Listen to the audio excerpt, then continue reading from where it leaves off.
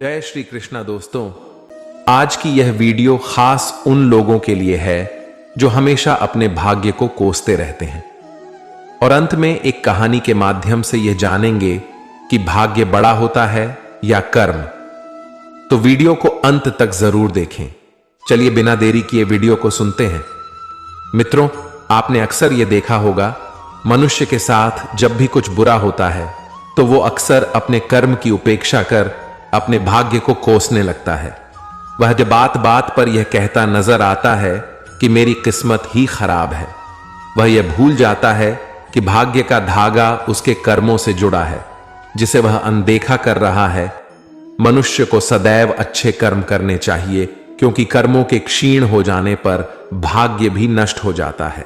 जिस मनुष्य का अपने कर्मों पर अटूट विश्वास होता है और जो मनुष्य अपने कर्मों पर सदा अडिग रहता है, केवल वही मनुष्य जीवन में सफल होता है।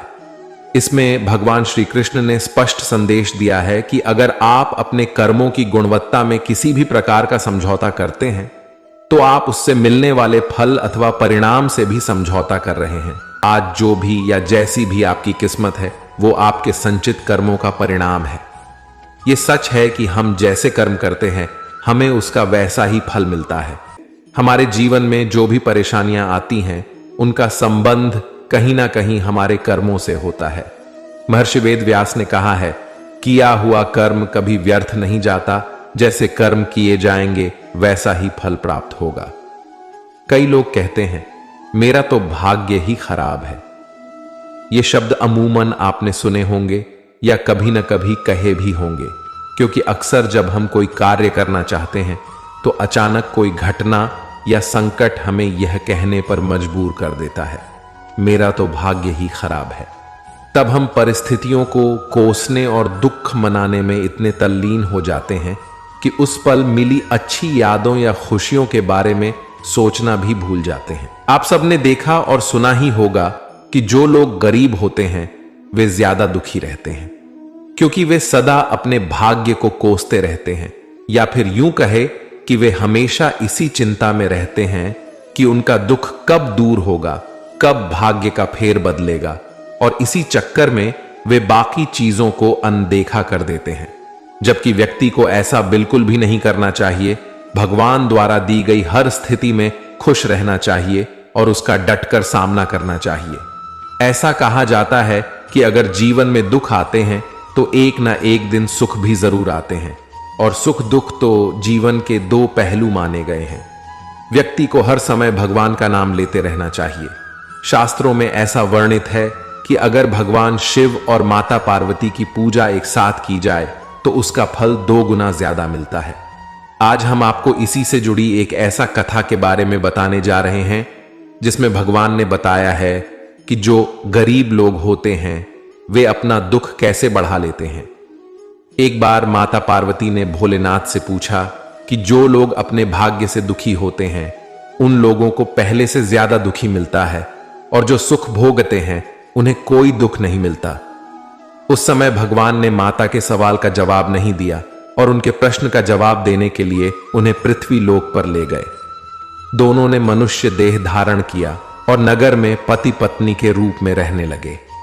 एक दिन माता ने रसोई बनाने की तैयारी शुरू की, लेकिन माता ने देखा कि चूल्हा बनाने के लिए ईंटें नहीं हैं, तो वे अपने घर से बाहर कुछ दूरी पर ईंटें लेने पहुंची। उन्होंने कुछ जर्जर हो चुके मकानों से ईंटें ली और लाकर चूल्हा तैयार किया। कुछ समय बाद भोलेनाथ खाली हाथ घर लौट आते हैं। उन्हें ऐसा देखकर माता ने पूछा कि आप कुछ लेकर नहीं आए तो खाना कैसे बनेगा। इस पर भगवान ने कहा अब उसकी जरूरत नहीं पड़ेगी। इसके बाद भगवान ने पार्वती जी से पूछा कि तुम चूल्हा बनाने के लिए इन ईंटों को कहां से लेकर आई। माता ने कहा, प्रभु, इस गांव में बहुत से ऐसे घर भी हैं जिनका रख रखाव सही ढंग से नहीं हो रहा है। उनकी जर्जर हो चुकी दीवारों से मैं ईंटें निकाल कर ले आई। शिव ने फिर कहा, जो घर पहले से खराब थे तुमने उन्हें और खराब कर दिया। तुम मजबूत घरों की दीवारों से भी तो ईंटें ला सकती थीं। पार्वती जी बोली कि उन लोगों ने अपने घरों का रख रखाव अच्छी तरह किया है और वे सुंदर भी लग रहे हैं, उन्हें बिगाड़ना ठीक नहीं होता। इस पर शंकर जी ने कहा कि कुछ दिन पहले पूछे, तुम्हारे प्रश्न का उत्तर भी यही है कि जिन लोगों ने अपने जीवन को अच्छे कर्मों से सुंदर बना रखा है उन्हें दुख कैसे हो सकता है, और जो पहले से ही अपने भाग्य को कोसते हैं उन्हीं को दुख प्राप्त होता है। श्री कृष्ण ने गीता में कहा है कि मनुष्य पूर्ण रूप से अपने भाग्य पर निर्भर ना रहे और उसे भाग्य को लेकर एक स्पष्ट नजरिया मिल सके। श्री कृष्ण कर्म को लेकर कहते हैं कि हर व्यक्ति को बिना कुछ सोचे समझे सिर्फ कर्म के मार्ग पर चलते रहना चाहिए।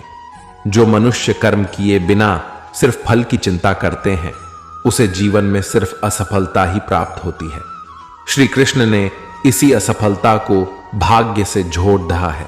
वो संचित कर्म को भाग्य से जोड़ते हुए कहते हैं कि हमारा भाग्य हमारे ही अतीत के कर्मों का फल है। उसी तरह हम आज जो कर्म कर रहे हैं वो हमारे आने वाले कल को निर्धारित करेंगे। इसलिए हमें हमेशा अपने कर्म अच्छे रखने चाहिए ताकि हमें इसका फल भी अच्छा ही मिले। जो लोग कर्म पर विचार किए बिना अपने भाग्य को कोसते हैं उन्हें श्री कृष्ण कहते हैं कि आप अपना अथवा किसी और का भाग्य नहीं बदल सकते, लेकिन अच्छी प्रेरणा के जरिए आप अपना और उसका मार्गदर्शन अवश्य कर सकते हैं। इसलिए आप अपने भाग्य पर जितना विचार कर रहे हैं उससे अधिक आपको अपने कर्म पर विचार करने की आवश्यकता है। एक बार की बात है कि देवर्षि नारद वैकुंठ धाम गए। वहां उन्होंने भगवान विष्णु को प्रणाम किया और श्री हरि विष्णु भगवान से कहा, हे प्रभु, पृथ्वी पर अब आपका प्रभाव कम हो रहा है।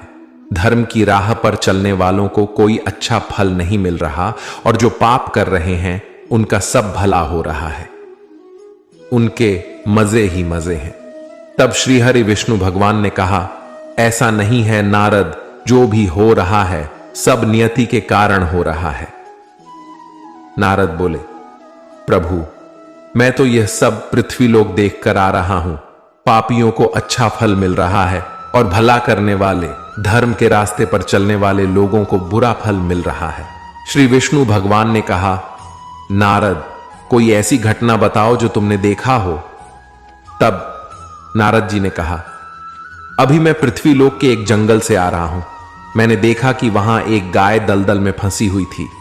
कोई उसे बचाने वाला नहीं था। तभी एक चोर उधर से गुजर रहा था।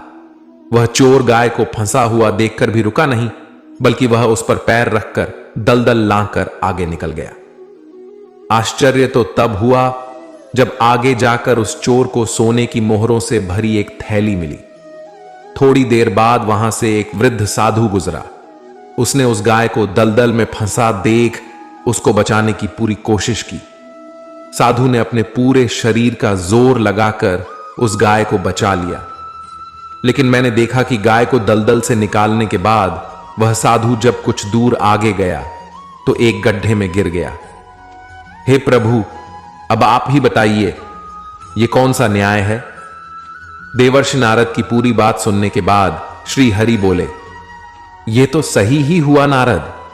जो चोर गाय पर पैर रखकर भाग गया था उसकी किस्मत में तो पहले से ही एक खजाना था, लेकिन उसके इस पाप के कारण उसे केवल कुछ मोहरें ही मिली। परंतु प्रभु, नारद बोले, बेचारे उस साधु ने तो कोई पाप नहीं किया था, फिर उसे गड्ढे में गिरकर मृत्यु क्यों मिली?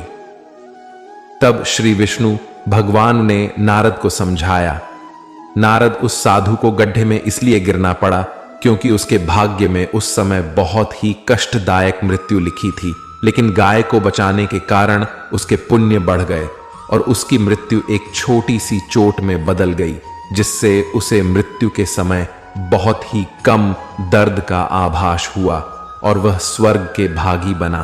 अब नारद जी संतुष्ट थे। इसलिए इंसान के कर्म से उसका भाग्य तय होता है।